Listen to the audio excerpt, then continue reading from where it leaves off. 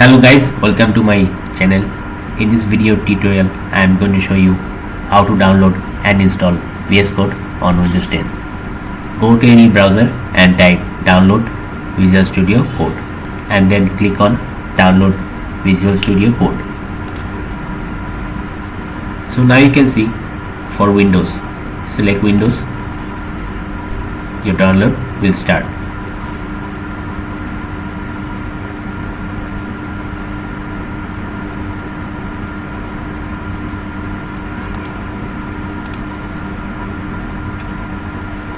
Now tick the box for I accept the agreement and click on next.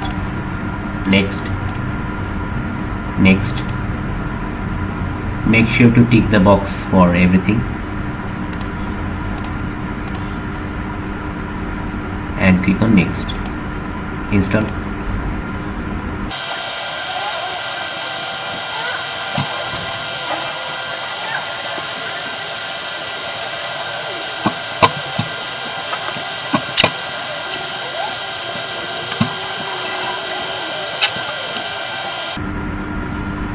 After installation, just click on finish.